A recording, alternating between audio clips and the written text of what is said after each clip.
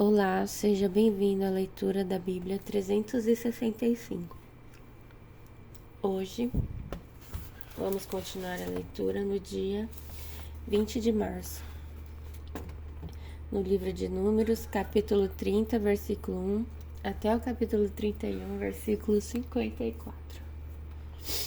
Moisés mandou chamar os chefes das tribos de Israel e lhes disse: Foi isto que o Senhor ordenou. Se um homem fizer um voto ao Senhor ou uma promessa sob juramento, jamais deverá voltar atrás em sua palavra. Fará exatamente o que prometeu. Se uma moça fizer um voto ao Senhor ou uma promessa sob juramento enquanto ainda estiver morando na casa de seu pai, e se seu pai ficar sabendo do voto e não levantar objeções, todos os seus votos e promessas continuarão a valer. Mas, se no dia em que ficar sabendo seu pai recusar a deixá-la cumprir o voto ou a promessa, todos os seus votos ou promessas serão anulados. O Senhor a perdoará, pois o pai não permitiu que ela o cumprisse. Se uma moça fizer um voto ou assumir um compromisso por meio de uma promessa precipitada e depois se casar, e no dia em que ficar sabendo do voto ou da promessa, o marido não levantar objeções, os votos e as promessas que ela fez continuarão a valer. Mas se no dia em que ficar sabendo, seu marido se recusar a deixá-la cumprir o voto ou a promessa precipitada, os compromissos dela serão anulados. E o Senhor a perdoará. A mulher viúva ou divorciada, porém, deverá cumprir todos os seus votos e promessas. Se uma mulher já foi casada e morar na casa do marido quando fizer o voto ou se comprometer por meio de uma promessa, e o marido ficar sabendo e não levantar objeções, os votos ou as promessas que ela fez continuarão a valer. Mas, se no dia em que ficar sabendo, o marido se recusar a aceitá-los, o voto ou a promessa dela será anulada, e o Senhor a perdoará. Portanto, qualquer voto ou promessa que a esposa tenha feito de humilhar-se, o marido poderá confirmar ou anular. Mas, se ele não levantar objeção alguma no dia em que ficar sabendo, indicará desse modo que está de acordo com todos os seus votos ou promessas. Se ele esperar mais de um dia e anular um voto ou uma promessa, sofrerá o castigo que caberia à esposa. Essas são as ordens que o Senhor deu a Moisés a respeito do relacionamento entre o homem e sua esposa e entre um pai e sua filha moça, que ainda mora na casa dele. O Senhor disse a Moisés: Vingue-se dos midianitas pelo que fizeram aos israelitas. Depois disso você morrerá e será reunido a seus antepassados. Então Moisés disse ao povo: Escolham e armem alguns homens para lutarem na vingança do Senhor contra Midian. De cada tribo de Israel enviem 1000 homens para a batalha. Assim escolheram 1000 homens de cada tribo de Israel, no total de 12.000 homens armados para guerrear. Moisés enviou 1000 homens de cada tribo sob o comando de Finéias, filho do sacerdote Eleazar. Finéias levou consigo os objetos sagrados e as trombetas para dar a ordem de ataque. Atacaram Midian, como o Senhor havia ordenado a Moisés, e mataram todos os homens. Os 5 reis midianitas morreram na batalha: Evi, Requem, Zur, Ur e Reba. Também mataram à espada Balaão, filho de Beor. Os israelitas capturaram as mulheres e as crianças midianitas e tomaram como despojo o gado, os rebanhos e todas as riquezas deles. Queimaram todas as cidades e acampamentos onde os midianitas moravam. Depois de juntarem todos os despojos, tanto os prisioneiros como os animais, trouxeram tudo a Moisés, ao sacerdote Eleazar e a toda a comunidade de Israel, que estava acampado nas campinas de Moabe, junto ao rio Jordão, do lado oposto de Jericó. Moisés, o sacerdote Eleazar e todos os líderes da comunidade saíram ao encontro deles fora do acampamento. Moisés, porém, se enfureceu com os generais e os capitães que voltaram da batalha. Por que deixaram viver todas as mulheres? Perguntou ele. Foram justamente elas que seguiram o conselho de Balaão e fizeram os israelitas se rebelarem contra o Senhor no incidente em Pior. Foi por causa delas que uma praga feriu o povo do Senhor. Agora matem todos os meninos e todas as mulheres que tiveram relações sexuais com algum homem.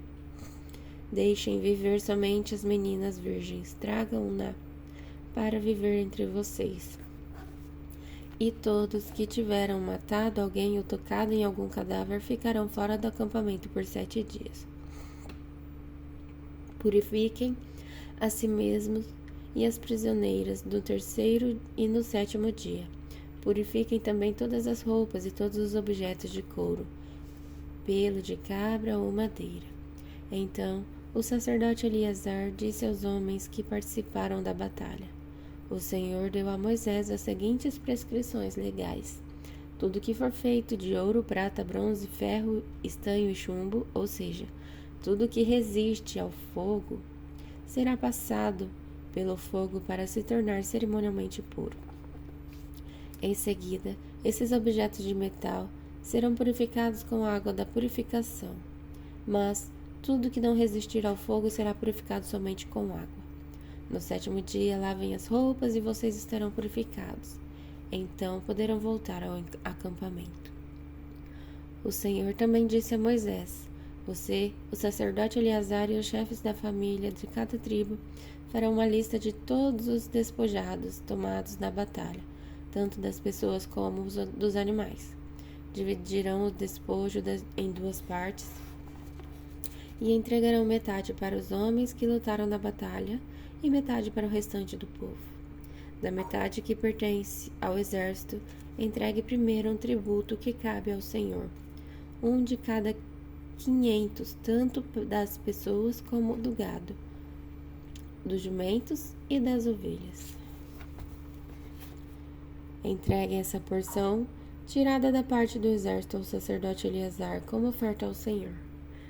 Da metade que pertence aos israelitas, separem um de cada 50, tanto das pessoas como do gado, dos jumentos, das ovelhas e dos outros animais. Entreguem essa porção aos levitas que estão encarregados de cuidar do tabernáculo do Senhor. Moisés e o sacerdote Eleazar fizeram conforme o Senhor ordenou a Moisés. O despojo restante de tudo que os soldados haviam tomado totalizou 675.000 ovelhas, 72.000 cabeças de gado, 61.000 jumentos e 32.000 virgens. Metade do despojo foi entregue aos homens que participaram da batalha. Essa parte totalizou 337.500 ovelhas, das quais 675 eram o tributo do Senhor. 36.000 cabeças de gado, das quais 72 eram o tributo do Senhor. 30.500 jumentos, dos quais 61 eram o tributo ao Senhor. E 16.000 virgens, das quais 32 eram o tributo ao Senhor. Moisés entregou ao sacerdote Eleazar o tributo que cabia ao Senhor como oferta movida, conforme o Senhor havia ordenado. Metade do despojo pertencia aos israelitas, e Moisés a separou da metade que pertencia aos homens que lutaram. A parte dos israelitas totalizou 337.500 ovelhas, 36.000 cabeças de gado, 30.500 jumentos e 16.000 virgens. Da metade entregue ao povo, Moisés separou um de cada 50, tanto das pessoas como dos animais, e entregou aos levitas encarregados de cuidar do tabernáculo do Senhor. Tudo foi feito conforme o Senhor havia ordenado a Moisés. Então, os generais e os capitães foram a Moisés e disseram: Nós, seus servos, contamos todos os homens que saíram para a batalha sob o nosso comando. Nenhum de nós está faltando. Por isso, de nossa parte do despojo, apresentamos os objetos de ouro como oferta ao Senhor: braceletes, pulseiras, anéis, brincos e colares. A oferta fará expiação por nós diante do Senhor. Moisés e o sacerdote Eleazar receberam deles as joias e os objetos artesanais de ouro. Ao todo, o ouro que os generais e os capitães apresentaram como oferta pesava por volta de 200 quilos. Todos os homens que participaram da batalha tomaram para si uma parte do despojo. Moisés e o sacerdote Eleazar aceitaram as ofertas dos generais e dos capitães e levaram o ouro para a tenda do encontro, como recordação para que o Senhor se lembrasse dos israelitas. Agora em Lucas, capítulo 4, versículo de 1 a 30. Jesus, cheio do Espírito Santo, voltou do rio Jordão e foi conduzido pelo Espírito no deserto, onde foi tentado pelo diabo durante 40 dias. Não comeu nada durante todo esse tempo e teve fome. Então o diabo lhe disse: Se você é o Filho de Deus, ordene que esta pedra se transforme em pão. Jesus, porém, respondeu: As Escrituras dizem: uma pessoa não vive só de pão. Então o diabo o levou a um lugar alto e, num momento, lhe mostrou todos os reinos do mundo. Eu lhe darei a glória destes reinos e autoridade sobre eles, pois são meus e posso dá-los a quem eu quiser, disse o diabo. Eu lhe darei tudo se me adorar. Jesus respondeu: As Escrituras dizem: adorem o Senhor seu Deus e sirva somente a Ele. Então o diabo o levou a Jerusalém até o ponto mais alto do templo e disse: Se você é o Filho de Deus, salte daqui, pois as Escrituras dizem: Ele ordenará a seus anjos que o protejam. Eles o sustentarão com as mãos, para que não machuque o pé em alguma pedra. Jesus respondeu: As Escrituras dizem: Não ponha à prova o Senhor seu Deus. Quando o diabo terminou de tentar Jesus, deixou-o até que surgisse outra oportunidade. Então, Jesus, cheio do poder do Espírito, voltou para a Galiléia. Relatos a seu respeito se espalharam rapidamente por toda a região. Ele ensinava nas sinagogas e todos o elogiavam. Quando Jesus chegou a Nazaré, cidade de sua infância, foi à sinagoga no sábado, como de costume, e se levantou para ler as Escrituras. Entregaram-lhe o livro do profeta Isaías, e ele o abriu e encontrou o lugar onde estava escrito: O Espírito do Senhor está sobre mim, pois ele me ungiu para trazer as boas novas aos pobres. Ele me enviou para anunciar que os cativos serão soltos, e os cegos verão, os oprimidos serão libertos,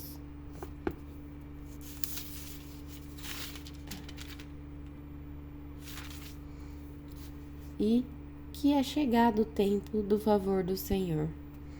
Jesus fechou o livro, devolveu ao assistente e sentou-se. Todos na sinagoga o olhavam atentamente. Então ele começou a dizer: Hoje se cumpriram as Escrituras que vocês acabaram de ouvir. Todos falavam bem dele e estavam admirados com as palavras de graça que saíam de seus lábios. Contudo, perguntavam: Não é esse o filho de José? Então ele disse: Sem dúvida, vocês citarão para mim o ditado: Médico, cure a si mesmo. Ou seja, faça aqui em sua cidade o mesmo que fez em Cafarnaum. Eu, porém, lhes digo a verdade: nenhum profeta é aceito em sua própria cidade. Por certo, havia muitas viúvas necessitadas em Israel, no tempo de Elias, quando o céu se fechou por 3 anos e meio e uma fome terrível devastou a terra. E, no entanto, Elias não foi enviado a nenhuma delas, mas sim a uma estrangeira, uma viúva de Sarepta, na região de Sidom. E havia muitos leprosos em Israel no tempo do profeta Eliseu. Mas o único que ele curou foi Naamã, o sírio. Quando ouviram isso, aqueles que estavam na sinagoga ficaram furiosos. Levantaram-se, expulsaram Jesus da cidade e o arrastaram até a beira do monte, sobre o qual a cidade tinha sido construída. Pretendiam empurrá-lo precipício abaixo, mas ele passou por entre as multidões e seguiu o seu caminho. Agora em Salmos, capítulo 63, versículo de 1 a 11. É o Salmo de Davi sobre a ocasião em que estava no deserto de Judá. Ó Deus, Tu és meu Deus, eu te busco de todo o coração. Minha alma tem sede de Ti. Todo o meu corpo anseia por Ti nesta terra seca, exaustas e sem água. Eu te vi em Teu santuário e contemplei Teu poder e Tua glória. Teu amor é melhor que a própria vida, com meus lábios Te louvarei. Sim, Te louvarei enquanto viver, a Ti em oração levantarei as mãos. Tu me satisfazes mais que um rico banquete, com cânticos de alegria Te louvarei. Quando me deito, fico acordado pensando em Ti, meditando a Teu respeito a noite toda, pois Tu és meu auxílio, à sombra de Tuas asas canto de alegria. Minha alma se apega a Ti, Tua forte mão direita me sustenta. Aqueles, porém, que tramam me destruir descerão às profundezas da terra, morrerão pela espada e servirão de comida para os chacais. O rei, contudo, se alegrará em Deus. Todos que juraram falar a verdade o louvarão, mas os mentirosos serão calados. Agora em Provérbios capítulo 11, versículo de 20 a 21. Os perversos de coração são detestáveis para o Senhor, mas Ele se alegra com os que andam em integridade. O perverso certamente será castigado, mas os justos serão poupados. Até amanhã no dia 80.